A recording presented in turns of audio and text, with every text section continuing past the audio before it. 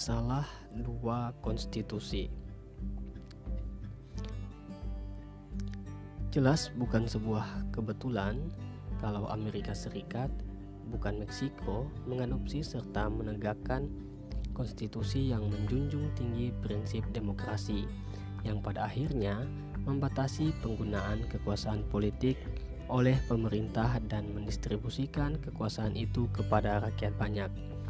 Semuanya berawal dari dokumen yang disusun bersama-sama oleh para delegasi di kota Philadelphia pada bulan Mei tahun 1787. Dokumen itu merupakan hasil sebuah proses panjang yang diawali dengan terbentuknya Majelis Umum di kota Jamestown pada tahun 1619. Perbedaan proses kelahiran konstitusi yang terjadi menjelang deklarasi kemerdekaan di Amerika dengan proses yang berlangsung di Meksiko beberapa saat sesudahnya sangat mencolok. Pada bulan Februari 1808, pasukan Napoleon Bonaparte dari Prancis menyerbu Spanyol. Menjelang bulan Mei, pasukan itu sudah menduduki kota Madrid yang menjadi pusat pemerintahan Spanyol. Memasuki bulan September, pemimpin Spanyol Raja Ferdinand ditawan dan tahtanya dilucuti. Sebuah junta nasional yang dinamai Junta Sentral menggantikan kekuasaan raja dan menyusun kekuatan untuk melawan Perancis. Junta itu mula-mula menghimpun kekuatan di Aranjuez, namun bergeser ke selatan karena desakan pasukan Perancis. Pasukan junta akhirnya mencapai pelabuhan Cadiz yang berhasil bertahan meskipun dikepung oleh kekuatan Perancis. Di kota Cadiz, junta sentral membentuk parlemen yang disebut Cortes. Pada tahun 1812, parlemen itu menghasilkan apa yang dikenal sebagai Konstitusi Cadiz yang mengamanatkan diberlakukannya pemerintahan monarki konstitusional dengan menganut asas kedaulatan di tangan rakyat. Konstitusi itu juga mengakhiri hak-hak istimewa kaum elit dan memperkenalkan konsep kesetaraan di muka hukum. Aspirasi semacam itu jelas ditentang sengit oleh segelintir kaum elit Amerika Selatan yang masih menguasai berbagai lembaga pemerintahan yang disokong oleh sistem encomienda, praktik kerja paksa, dan kekuasaan mutlak yang ada dalam genggaman mereka serta pemerintah kolonial. Runtuhnya negara Spanyol karena serbuan pasukan Napoleon telah memantik krisis di seluruh kawasan Amerika Latin. Bangkitnya kekuatan junta sentral telah memicu pro kontra di tengah masyarakat, dan sebagai reaksinya banyak daerah jajahan Spanyol di kawasan Amerika Latin mulai membentuk junta sendiri. Tak lama kemudian, mereka mulai mencium adanya peluang untuk sepenuhnya bebas dari cengkraman Spanyol. Deklarasi kemerdekaan dari Spanyol pertama kali dibacakan di kota La Paz, Bolivia pada tahun 1809. Meski gerakan itu segera dilibas oleh pasukan Spanyol yang didatangkan dari Peru. Di Meksiko, sikap politik kaum elitnya sebagian besar dipengaruhi oleh Revolusi Hidalgo yang dipelopori oleh Romo Miguel Hidalgo dan dikobarkan pada tahun 1810. Ketika pasukan Hidalgo merebut kota Guanajuato pada tanggal 23 September, mereka membunuh seorang perwira kolonel senior lalu tanpa pandang bulu menghabisi semua orang kulit putih yang ada di sana. Apa yang terjadi lebih mirip operasi penumpasan etnis ketimbang sebuah perang kemerdekaan. Dan kejadian itu justru mempersatukan kaum elit yang menentang gerakan tersebut. Kalau kebebasan dari Spanyol memberi ruang politik bagi rakyat banyak, maka mereka juga menentangnya, bukan hanya bangsa Spanyol. Akibatnya, kaum elit merespons konstitusi Cadiz yang membuka kanal partisipasi politik kepada publik itu dengan sikap skeptis. Mereka tak akan sudi mengakui legitimasi konstitusi itu. Pada tahun 1815, kekuasaan Napoleon di Eropa runtuh. Raja Ferdinand VII merebut kembali tumpuk kekuasaannya dan konstitusi Cadiz pun dicabut. Upaya kerajaan Spanyol untuk menguasai kembali wilayah-wilayah jajahannya dahulu di Amerika Latin tidak ditentang oleh para loyalisnya di Meksiko. Akan tetapi, pada tahun 1820 sekelompok pasukan angkatan perang Spanyol yang disiagakan di kota Cadiz dan akan diberangkatkan ke Amerika Latin demi memulihkan kekuasaan Spanyol mendadak memberontak kepada Raja Ferdinand VII. Tindakan mereka segera diikuti oleh satuan-satuan lainnya di Santero Negeri, dan Raja Ferdinand dipaksa memberlakukan kembali konstitusi Cadiz serta mengaktifkan sistem parlemen yang dikenal sebagai Cortes. Para anggota Cortes yang baru itu ternyata lebih radikal dan dari pendahulunya yang pernah menuliskan konstitusi Cadiz, sebab mereka juga menyerukan dihapuskannya semua hak kerja paksa. Mereka juga menyerang pemberlakuan hak-hak istimewa, misalnya hak anggota militer untuk diadili di mahkamah khusus atas kejahatan yang mereka lakukan. Kaum elit Meksiko yang terperangah oleh kesaktian konstitusi Cadiz akhirnya menempuh jalan sendiri dan mendeklarasikan kemerdekaan dari Spanyol.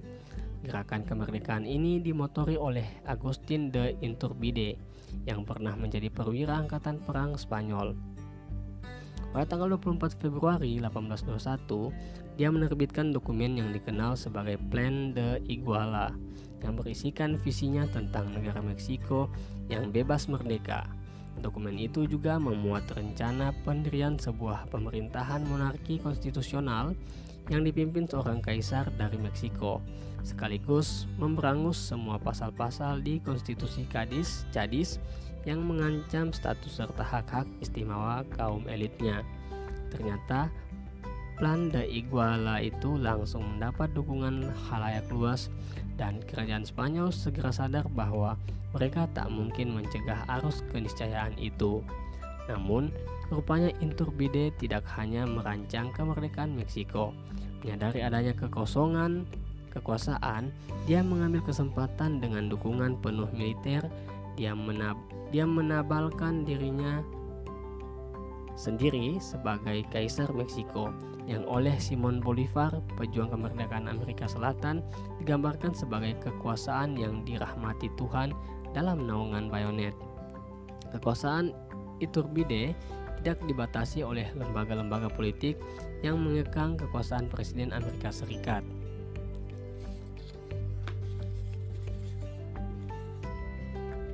Dengan cepat dia berubah menjadi diktator, dan pada bulan Oktober 1822 dia membubarkan Kongres yang mengemban amanat konstitusi serta menggantikannya dengan junta yang dia bentuk sendiri. Meski Iturbide tak bisa berlama-lama menikmati kekuasaannya, gaya pemerintahannya yang diktator dari masa ke masa selalu diulang oleh penerusnya di Meksiko pada kurun waktu abad ke-19. Konstitusi Amerika Serikat sebenarnya tidak menciptakan demokrasi menurut standar modern.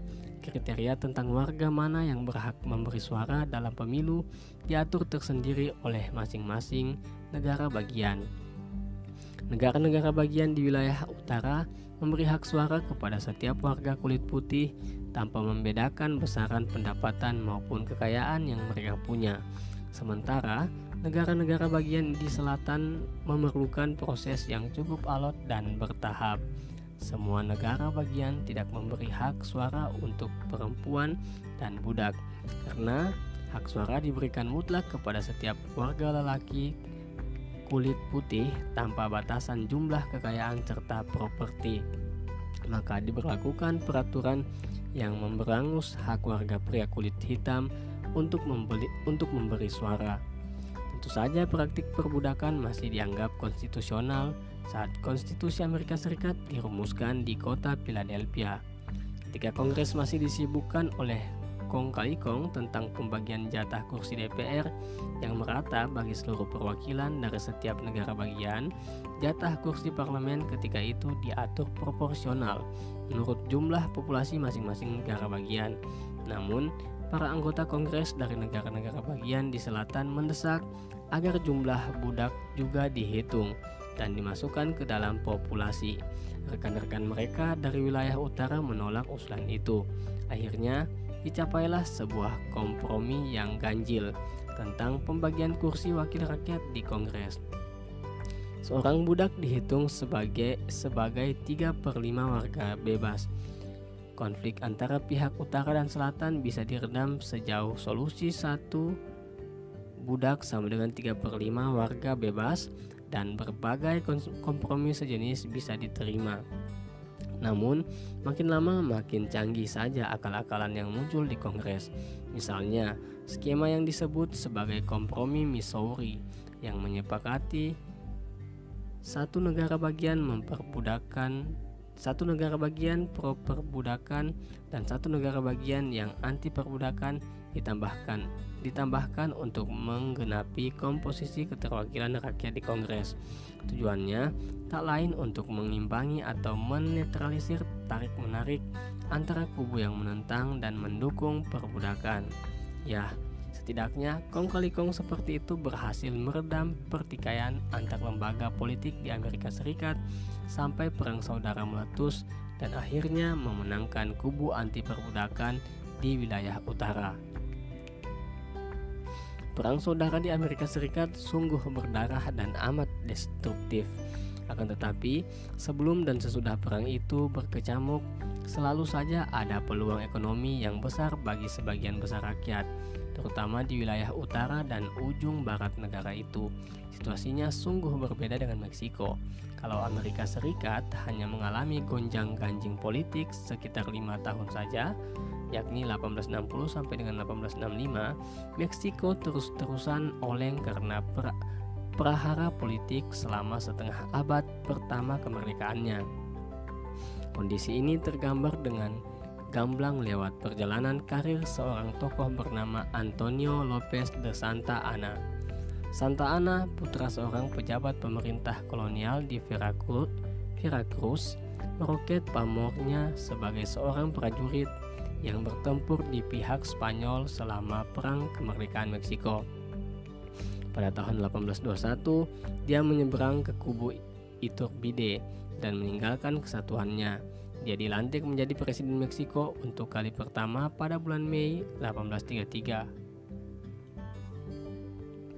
Tetapi hanya sebulan efektif menjabat lalu menyerahkan kekuasaan eksekutif kepada Valentin Gómez Farías. Gómez Farías sendiri hanya memerintah selama 15 hari saja, dan sesudah itu Santa Anna kembali memegang tampuk kepemimpinan negara. Anehnya, Santa Anna juga tidak berlama-lama menjadi presiden dan kembali digantikan oleh Gómez Farías pada awal bulan Juli. Santa Anna dan Gómez Farías berulang kali saling mengoper kekuasaan pemerintahan sampai pertengahan tahun 1835 ketika Presiden Santa Anna digantikan oleh Miguel Barragán. Tapi Santa Anna sepertinya tidak pernah rela pensiun. Berulang kali dia naik turun jabatan sebagai presiden selama tahun 1839, 1841, 1844, 1847 dan akhirnya antara tahun 1853 dan 1855. Total dia dilantik sebagai presiden sebanyak 11 kali, dan selama memerintah dia menyaksikan keruntuhan Benteng Alamo dan jatuhnya wilayah Texas ke pihak Amerika Serikat. Juga dahsyatnya perang Meksiko-Amerika yang menyebabkan negaranya harus melepaskan wilayah New Mexico dan Arizona dalam kurun waktu antara tahun 1824 hingga 1867. Meksiko diperintah oleh 52 presiden. Namun, hanya segelintir dari mereka yang mendapatkan jabatan itu melalui prosedur yang benar-benar konstitusional. Konsekuensi yang dipicu oleh instabilitas politik yang muncul sewaktu-waktu terhadap berbagai lembaga ekonomi berikut. Insentif ekonominya bagi rakyat Meksiko sangat jelas terasa. Instabilitas politik itu berimbas pada lemahnya perlindungan hukum terhadap hak kekayaan atau hak milik setiap warga. Kondisi itu juga menggerus sendi-sendi negara Meksiko yang otoritasnya menjadi lemah dan tidak mampu menarik pajak untuk mengongkosi sektor pelayanan publik. Meskipun Santa Anna resmi menjadi presiden Meksiko, sebagian besar wilayah negara itu tidak sepenuhnya berada di bawah wewenangnya, dan kondisi seperti itu memungkinkan wilayah Texas jatuh ke tangan Amerika Serikat. Selain itu, seperti sudah kita maklumi bersama, motivasi yang melandasi perumusan deklarasi kemerdekaan Meksiko adalah niatan licik untuk memproteksi berbagai lembaga ekonomi yang dibangun selama masa kolonial, yang menurut penjelajah dan pakar geografi Amerika Latin dari Jerman, Alexander von Humboldt, telah mengubah Meksiko menjadi sebuah negeri yang timpang dan penuh kesenjangan. Berbagai lembaga ekonomi yang membangun struktur sosial berdasarkan eksploitasi terhadap rakyat pribumi dan mengukuhkan monopoli telah menyumbat insentif ekonomi dan memasung inisiatif rakyat banyak untuk berusaha mencari kemakmuran. Ketika Amerika Serikat menggeliat dan menyambut revolusi industri pada paruh pertama abad ke-19, Meksiko justru semakin terpuruk ke jurang kemiskinan.